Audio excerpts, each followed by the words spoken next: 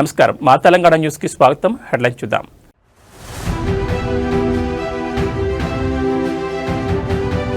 లోక్సభలో కేంద్ర budget 2026-27 bio pharma రంగానికి 10,000 కోట్లు.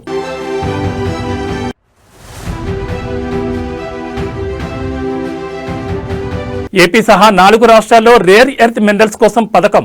మౌలిక సదుపాయాల కల్పనకు 12.2 లక్షల కోట్ల కేటాయింపు.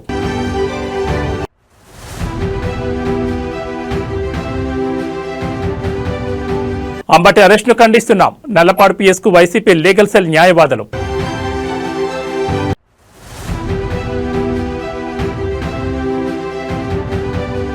తెలంగాణ వ్యాప్తంగా గులాబీ పార్టీ నిరసనలు. కేసీఆర్ కి సిట్ నోటీసులు ఇవ్వడాన్ని నిరసిస్తూ బీఆర్ఎస్ పార్టీ పిలుపు. ఇక డీటెయిల్స్ చూస్తే దేశవ్యాప్తంగా కోట్ల మంది భారతీయుల భవిష్యత్తు నిర్ణయించే కేంద్ర బడ్జెట్ ప్రసంగానికి ముందు రాష్ట్రపతి భవన్లో ఒక ఆసక్తికరమైన దృశ్యం కనిపిస్తుంది. ఆర్థిక మంత్రి పార్లమెంటుకు బయలుదేరే ముందు రాష్ట్రపతి స్వయంగా పెరుగు చక్కెర తినిపిస్తారు. ఆదివారం నాటి బడ్జెట్ సందర్భంగా రాష్ట్రపతి ద్రౌపది ముర్ము ఆర్థిక మంత్రి నిర్మలా సీతారామన్కు ఈ తీపి ప్రసాదాన్ని తినిపించి శుభాకాంక్షలు తెలిపారు. అయితే ఈ ఆచారం వెనుక కేవలం సెంటిమెంట్ మాత్రమే కాదు, బలమైన శాస్త్రీయ కారణాలు కూడా ఉన్నాయని మీకు తెలుసా? భారతీయ సంస్కృతిలో ఏదైనా ముఖ్యమైన పని మీద బయటకు వెళ్లేటప్పుడు లేదా పరీక్షలు, ఇంటర్వ్యూలకు హాజరయ్యే ముందు పెరుగు చక్కెర తినడం తరతరాలుగా వస్తున్న ఆచారం. దీన్ని మధురమైన ప్రారంభంగా భావిస్తారు. పెరుగును శుభానికి చిహ్నంగా, చక్కెరను విజయానికి సంకేతంగా పెద్దలు చెప్తారు. బడ్జెట్ వంటి అత్యంత కీలకమైన ఒత్తిడితో కూడిన పనిని నిర్విఘ్నంగా పూర్తి చేయాలని కోరుకుంటూ రాష్ట్రపతి ఈ సంప్రదాయాన్ని పాటిస్తారు.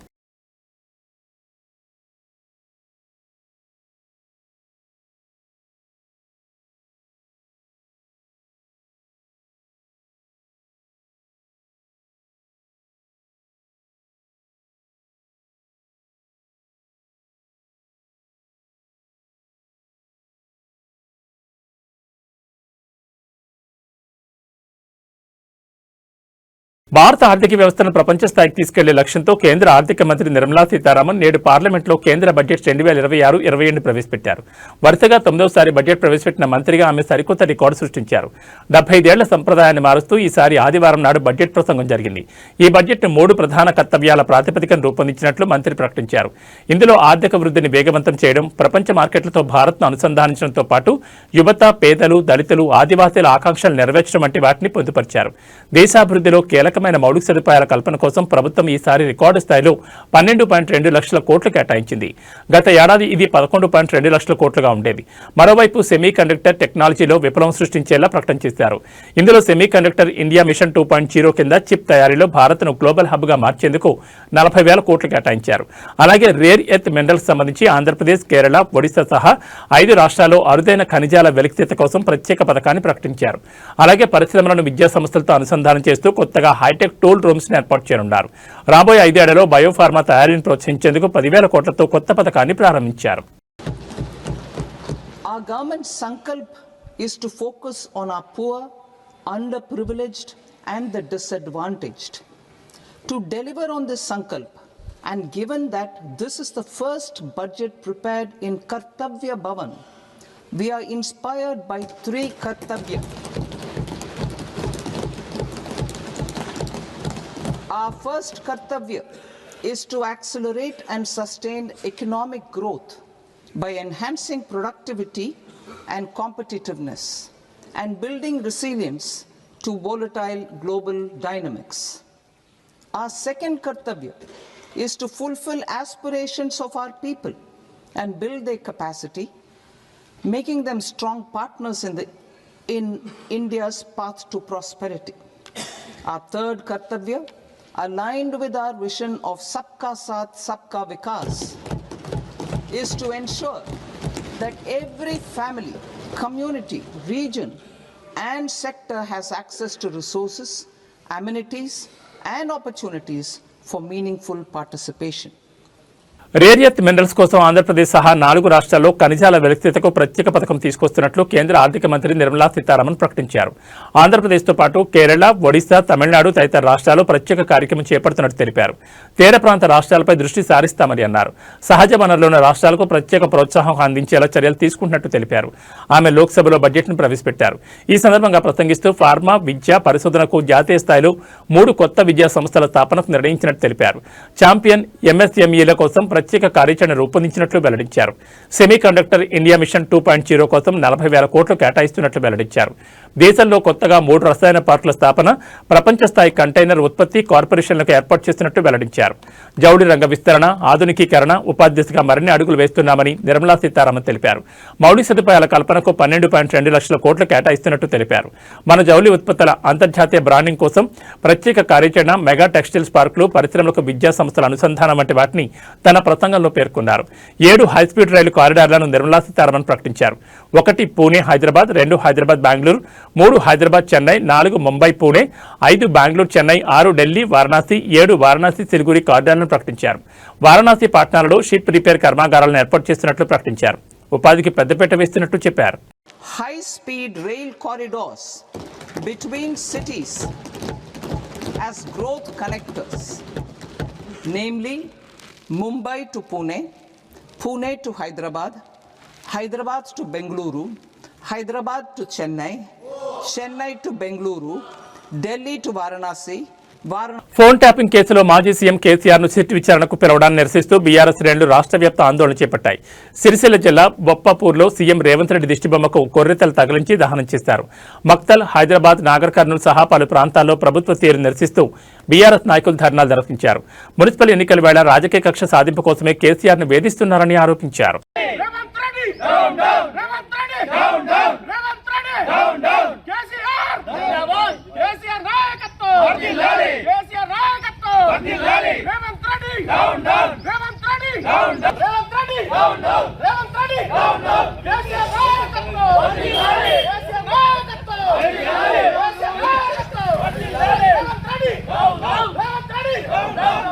మాజీ ముఖ్యమంత్రి కేసీఆర్ కి సిట్ నోటీసులు ఇవ్వడాన్ని నిరసిస్తూ బీఆర్ఎస్ పార్టీ పిలుపు మేరకు ఆదివారం రాష్ట్ర వ్యాప్తంగా ఆందోళన మిన్నంటాయి. ముఖ్యమంత్రి రేవంత్ రెడ్డిది రాజకీయ కక్ష సాధింపు చర్యని ఆరోపిస్తూ గ్రామాలు, మండల కేంద్రాల్లో బీఆర్ఎస్ నాయకులు, కార్యకర్తలు పెద్ద ఎత్తున నిరసనలు చేపట్టారు. మాజీ ఎమ్మెల్యే చిట్టెం రామ్మోహన్ రెడ్డి నేతృత్వంలో నియోజకవర్గ కేంద్రంలో భారీ నిరసన కార్యక్రమం జరిగింది. ఈ సందర్భంగా రేవంత్ రెడ్డి దిష్టిబొమ్మ దహనం చేసి ప్రభుత్వానికి వ్యతిరేకంగా నినాదాలు చేశారు. అక్బర్బాగ్ జంక్షన్ వద్ద నియోజకవర్గ ఇన్ఛార్జ్ అజిత్ రెడ్డి, నాయకుడు శ్రీధర్ రెడ్డి ఆధ్వర్యంలో సీఎం దిష్టిబొమ్మ దహనం చేశారు. జిల్లాలోని గ్రామాన నిరసనలు వెలువెత్తాయి. అచ్చంపేట మండలం, అంకిరంపల్లి, తెలకపల్లి మండలం, కారువంగతో పాటు వివిధ తాండాల్లో ప్రజలు శాంతియుతంగా నిరసన తెలుపుతూ దిష్టిబొమ్మలను దగ్ధం చేశారు. నిరసనలు ఉధృతం కాకుండా పోలీసులు రాష్ట్ర వ్యాప్తంగా పలువురు బీఆర్ఎస్ నాయకులను ముందస్తుగా అరెస్ట్ చేశారు.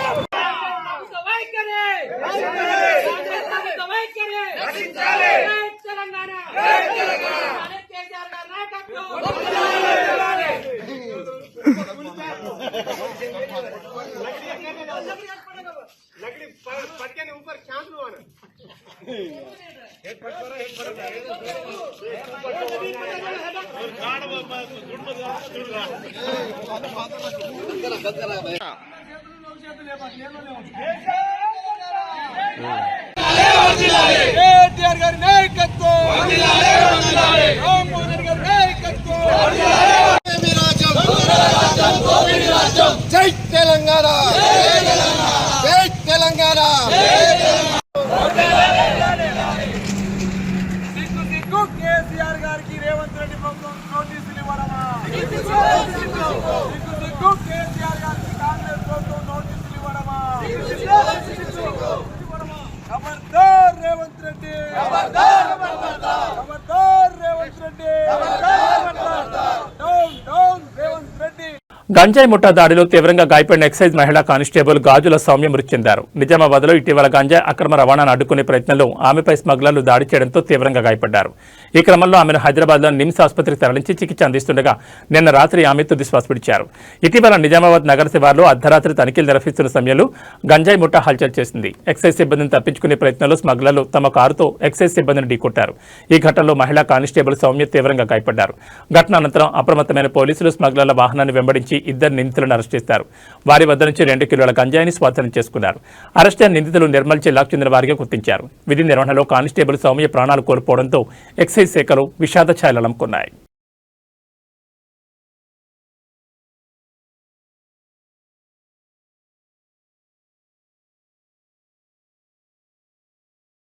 గుంటూరు జిల్లాలోని నల్లపాడు పోలీస్ స్టేషన్ దగ్గరకు వైసీపీ లీగల్ సెల్ న్యాయవాదులు వచ్చారు. లాయర్ పోలూరి వెంకటరెడ్డిని అంబట్ని కలిసేందుకు పోలీసులు అంగీకరించలేదు. ఈ సందర్భంగా వైసీపీ లీగల్ సెల్ వెంకటరెడ్డి మాట్లాడుతూ వైసీపీ నేత అంబటి రాంబాబు ప్రోవోక్ చేశారన్న కారణంతో అరెస్ట్ చేయడానికి ఖండిస్తున్నామన్నారు. నిన్న అరెస్ట్ చేసి తీసుకొచ్చారు. అంబట్ని కలవడానికి వస్తే అనుమతించలేదు. ప్రజాస్వామ్య దేశంలో మనోభావాలను వ్యక్తం చేసే హక్కుంది. నాయకులే కార్యకర్తలను రెచ్చగొట్టి దాడి చేయించారు. అంబటి రాంబాబుని భయపెట్టాలని చూస్తున్నారని పేర్కొన్నారు. అయితే టీడీపీ ప్రభుత్వం రెడ్ బుక్ రాజ్యాంగాన్ని అమలు చేస్తోందని వైసీపీ లీగల్ సెల్ వెంకటరెడ్డి అన్నారు. అధికారం ఉంది కదా అని దాడులు చేస్తూ పోతే ప్రభుత్వాలు మారితే వైసీపీ కార్యకర్తలను ఎవరూ ఆపలేరని తెలిపారు. ప్రభుత్వ వైఫల్యాలను కప్పిపుచ్చడానికి ఇటువంటి కార్యక్రమాలు చేస్తున్నారు. వైసీపీ అధికారంలోకి వచ్చిన చట్టపరమైన చర్యలు తీసుకుంటాం. వయసు దృష్ట్యా న్యాయవాదులను అనుమతించేందుకు పోలీసులు సహకరించాలని డిమాండ్ చేశారు.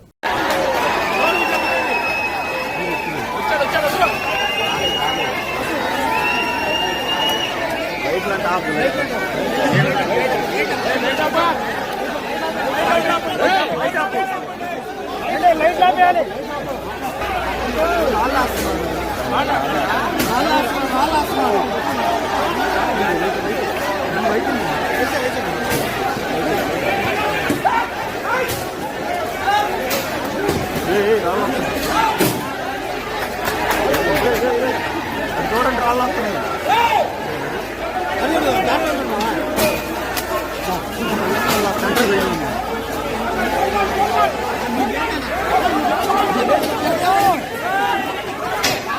భాష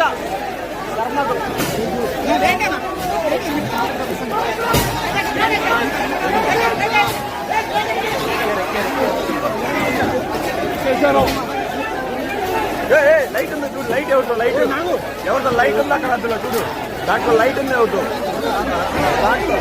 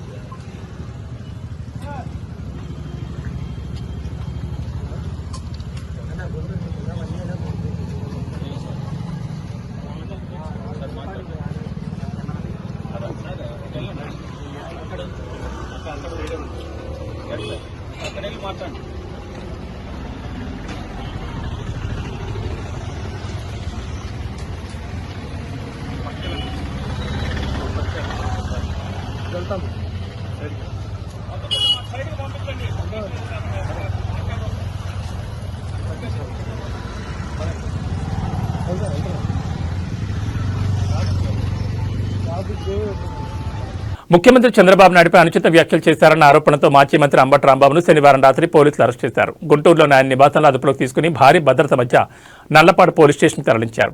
అంతకుముందు అంబటి వ్యాఖ్యలకు నిరసనగా టీడీపీ శ్రేణులు ఆయన ఇంటిని ముట్టడించాయి. ఈ క్రమంలో నిరసనకారులు ఇంటిపై రాళ్లు రువ్వి కారు మరియు అద్దాలు ధ్వంసం చేయడం కాకుండా ఇంటికి నిప్పు పెట్టారు. వెంటనే రంగంలో దిగిన పోలీసులు మంటలు ఆర్పేసి పరిస్థితిని అదుపులోకి తెచ్చారు.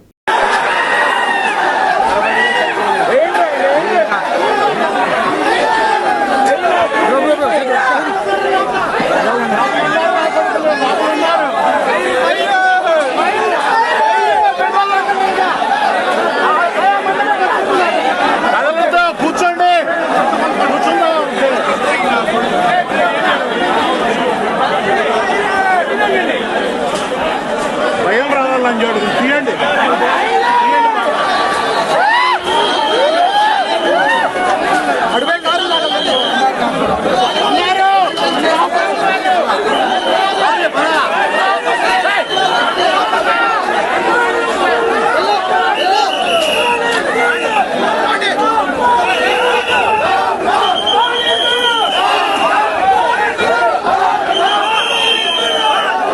వైసీపీ నాయకుడు అంబటి రాంబాబుపై జరిగిన దాడిని ఖండిస్తూ తిరుపతిలో భారీ ఆందోళన చేపట్టారు. పద్మావతిపురం ప్రాంతంలో రోడ్డుపై బైఠాయించి నిరసన వ్యక్తం చేసిన భూమన కరుణాకర్ రెడ్డి ఈ ఘటనపై తీవ్రంగా స్పందించారు. ఈ నిరసన కార్యక్రమానికి పెద్ద సంఖ్యలో వైసీపీ శ్రేణులు తరలివచ్చి ప్రభుత్వానికి వ్యతిరేకంగా నినాదాలు చేశారు.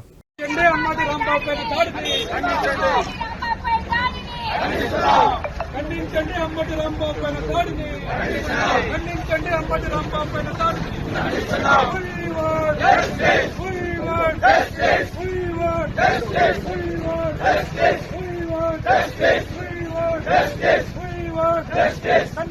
అంబటి రాంబాబు పైన దాడిని, ఖండించండి అంబటి రాంబాబు పైన దాడిని. జై జగన్, జై జగన్, జై జగన్, జై జగన్.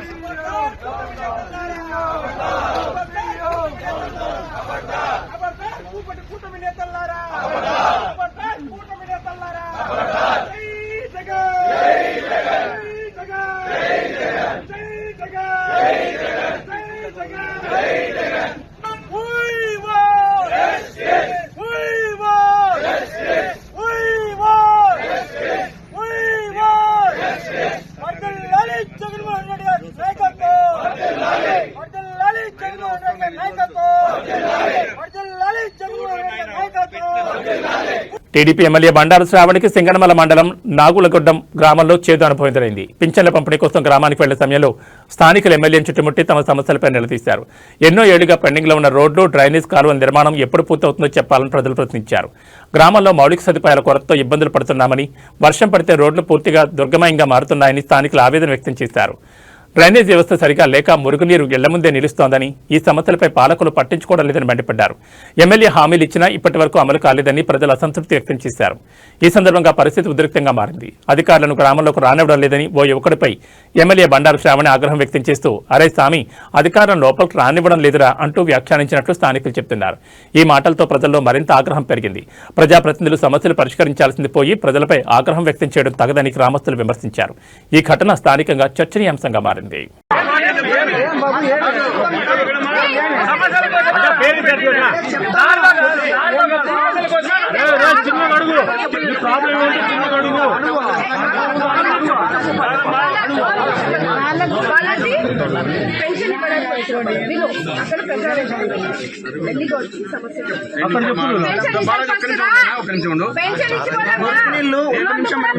మాట్లాడదాము ఓకేనా. ఒక 50-60 ఇండ్ల నుంచి మా ఇంటి దగ్గర అంటే పొలంలోకి మురికి నీళ్ళు వెళ్తున్నాయి. ఆ సమస్య ఎవ్వరు పట్టించుకోవట్లేదు. ఒకసారి మీరు వచ్చి చూడండి. ఫార్మసిస్ట్ కదా, నీ ఊర్లో అన్ని జరిగినాయి. నీకున్న లోకల్ సమస్య వల్ల పని చేయట్లేదు. నేను అధికారుల్ని ఇప్పుడు అందుకే పిలిచినాను. మీరు అక్కడ రండి. మీ ఊరు సమస్య మీకు తెలియదు కాదు. చేయడానికి లోపల రానిట్లేదు. ఈ గ్రామానికి రావడానికి కారణం ముఖ్యంగా ఈ ఊర్లో సమస్య ఉందని తెలిసినా కూడా సమస్య ఉన్న గ్రామానికి వెళ్ళి సమస్యలు తీర్చాలని ఆలోచన బాగుంది.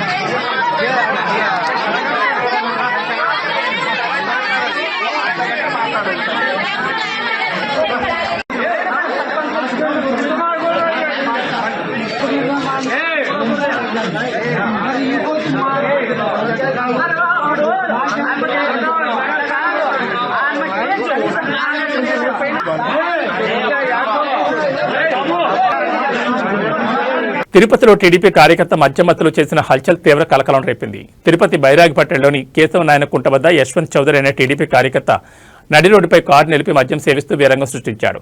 దీంతో ఆ మార్గంలో ట్రాఫిక్ పూర్తిగా నిలిచిపోయింది. రద్దీ రహదారిపై ఇలా ప్రవర్తించడంతో వాహనదారులు తీవ్ర ఇబ్బందులు ఎదుర్కొన్నారు. ఈ క్రమంలో పేషెంట్ను తరలిస్తున్న ఓ కారుకు దారి ఇవ్వాలని స్థానికులు కోరగా యశ్వంత్ చౌదరి వారిపై ఆగ్రహం వ్యక్తం చేశాడు. ప్రశ్నించినందుకే వారిపై దాడి చేయడానికి యత్నించడంతో పాటు కత్తి చూపిస్తూ నడి రోడ్డుపై బెదిరింపులకు పాల్పడ్డాడని ప్రత్యక్ష సాక్షులు తెలిపారు. అతని ప్రవర్తనతో అక్కడ భయాందోళన వాతావరణం నెలకొంది. ఈ అరాచకాలను గమనించిన స్థానికులు సెల్ ఫోన్లో వీడియోలు రికార్డ్ చేశారు. యశ్వంత్ చౌదరి మద్యం మత్తులో దురుసుగా ప్రవర్తిస్తున్న దృశ్యాలు సోషల్ మీడియాలో వైరల్గా మారాయి. ప్రజల భద్రతను లెక్క చేయకుండా రాజకీయ కార్యకర్త హోదాను అడ్డుపెట్టుకుని ఇలా ప్రవర్తించడంపై తీవ్ర విమర్శలు వెల్లువెత్తున్నాయి. ఈ ఘటనపై పోలీసులు స్పందించి తగిన చర్యలు తీసుకోవాలని స్థానికులు డిమాండ్ చేస్తున్నారు.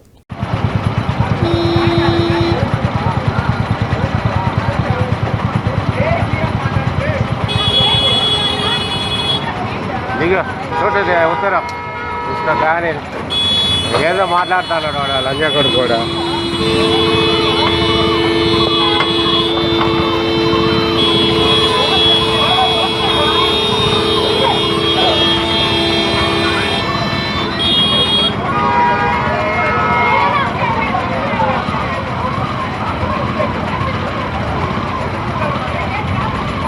ఏంటది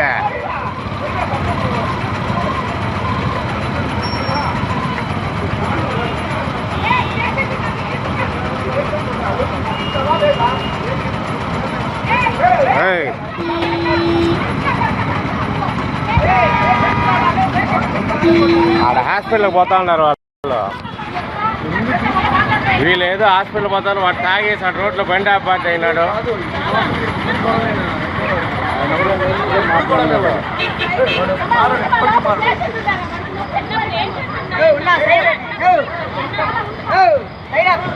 పేషెంట్ ఉన్నాడన్న వదలండి అన్న.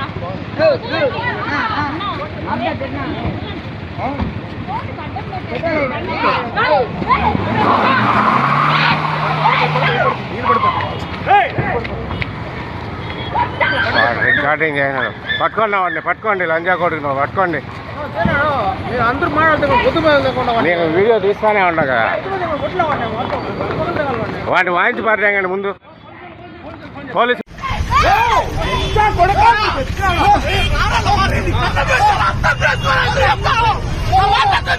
కోనసీమ జిల్లాలో తరచూ గ్యాస్ పైప్ లైన్ లీకులు జరుగుతున్నాయి. దీంతో జిల్లాలోని పైప్ లైన్ వ్యవస్థ ఉన్న గ్రామాల ప్రజలు బిక్కుబిక్కుమంటూ జీవిస్తున్నారు.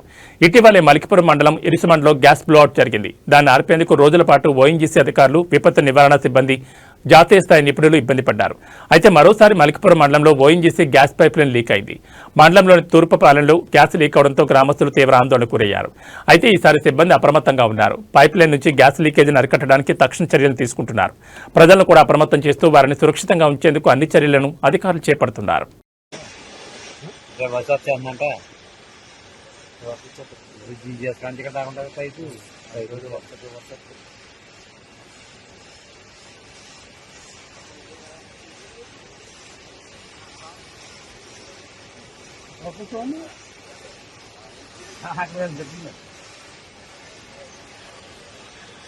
ఏబీ బులెటిన్ విశేషాలు. నమస్కారం.